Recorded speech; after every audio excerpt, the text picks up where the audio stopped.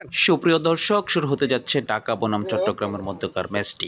ভাই লিটন আজকে তো ভালো খেলিস, আমার মান সম্মানটা রাখিস। আজকে ভালো না খেলে তো সাইডটা যাইবো, সাইডটা রাখিস আমার ভাই। আমি ভালো খেলতাম, হ্যাঁ ক্যাপ্টেন মানে কিছু একটা বিদেশি খেলোয়াড় রে তিসার বেড়ে রে হেরাকেন ভালো খেলতো, আমি ভালো খেলতাম না। ভাই ভাই একটু ভালো খেলিস ভাই, খেলিস ভাই ভাই, যা ভাই যা। আমরা দেখতে পেলাম ঢাকার কোচ সুজন তথা গদা সুজন লিটন দাসকে ভালো খেলার অনুরোধ করে ক্রিজে পাঠিয়েছে। লিটন দাস ক্রিজে এসেছে, গার্ড নিচ্ছে, আমরা দেখতে পাচ্ছি সে ওয়ার্ম আপ করে নিচ্ছে। এখনই খেলা শুরু হবে, আপনারা দেখতে থাকুন। চট্টগ্রামের ওপেনিং বল করবেন আলামিন। প্রথম বল হয়ে গেল ছক্কা। শাবাশ লিটন শাবাশ, আমি আগেই কইছি লিটন যদি খেলবো আর কারো খেলা লাগতো না, একটা লিটনই যথেষ্ট। শাবাশ লিটন শাবাশ। ঢাকার কোচ গদা সুজনকে খুবই উচ্ছ্বাসিত মনে হচ্ছে। আচ্ছা লিটন দাস, আপনি এতদিন এত খারাপ খেললেন, 5টা ম্যাচ টানা আপনি খারাপ খেললেন, আজকে হঠাৎ করে এত বড় বড় ছয় মারতেছেন, ঘটনা কি? আমি ইচ্ছা করে খারাপ খেলছি, কারণ আমারে বাদ দিয়া অধিনায়ক করছি তিসার বেড়ে রে। এখনো তো অধিনায়ক সারা পেরেরাই আছে, তাহলে আজকে যে এত ভালো খেললেন? সামনে তো চ্যাম্পিয়ন্স ট্রফি, এখন যদি ভালো না খেলি তাহলে তো জাতীয় দলে চান্স পাবো না। ও আচ্ছা ঠিক আছে। আচ্ছা আপনার হেলমেট নাই, জুতা নাই, ঘটনা কি? দেওয়া হয় নাই? আপনি স্ট্রাইকে আসলে মনে হয় দেওয়া হবে না? এরকম হইতে পারে, এখনো বলতে পারতেছি না। আচ্ছা ঠিক আছে, খেলা চালিয়ে যান। আচ্ছা মুনিম শাহরিয়ার, আপনার একটা 50 হয়েছে আমরা দেখতে পাচ্ছি, কিন্তু এত স্লো টি-20 তো এরকম 50 আসলে চলে না, আপনি এত স্লো ব্যাটিং কেন করলেন? আচ্ছা শুনেন, আমি বিগত অনেক দিন পরে দলে চান্স পাইছি, তো আমি চেষ্টা করছি যে আস্তে আস্তে হইলেও 50টা করার জন্য।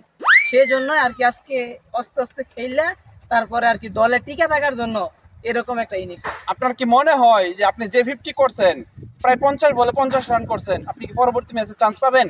আপনি দেখেন আরো এরকম কেউ 50 করতে পারছে কিনা। আমি তো তাও টিকে রইছি, অন্য কেউ তো টিকে থাকতে পারে নাই। আচ্ছা বেস্ট অফ লাক। ঢাকার ইনিংস শেষ, এখন ব্যাট করবে চট্টগ্রাম। তাদের ব্যাটসম্যানরা ওয়ার্ম আপ করে নিচ্ছে, চলুন দেখা যাক। সাথে কথা বলতে চাচ্ছিলাম, সময় হবে? আপনাদের জুতা নাই, এই হেলমেট দেখা যাচ্ছে খুব কম দাম, গ্লাভস নাই, ঘটনা কি এরকম কেন? আসলে আমার তো বেশি বাজেট নাই, যদি দিছি এটাই দিছি। ওর তো তারপরেও কম বাজেটের একটা হেলমেট আছে, আপনার তো হেলমেটই নাই, ঘটনা কি? শুনলেন তো বাজেট নাই, তারপরে এক প্রশ্ন বারবার করতেছেন কেন? ও আচ্ছা, আপনাদের মেজাজ মনে হয় খুব ভালো না। না, না। ঠিক আছে, আপনার খেলা চালা যান, আমি পরে আসছি। চট্টগ্রামের ইনিংস শুরু, প্রথমেই ডট বল, দেখা যাক কি হয়। ফোন এত খেলার দরকার নাই, হইবা স্যার যা খেলতে তাই খেলবে, আউটে গেলে কোনো সমস্যা নাই। বাজেট কম থাকায় প্লেয়াররা শরীর বাঁচিয়ে খেলার প্রতিজ্ঞা করেছে।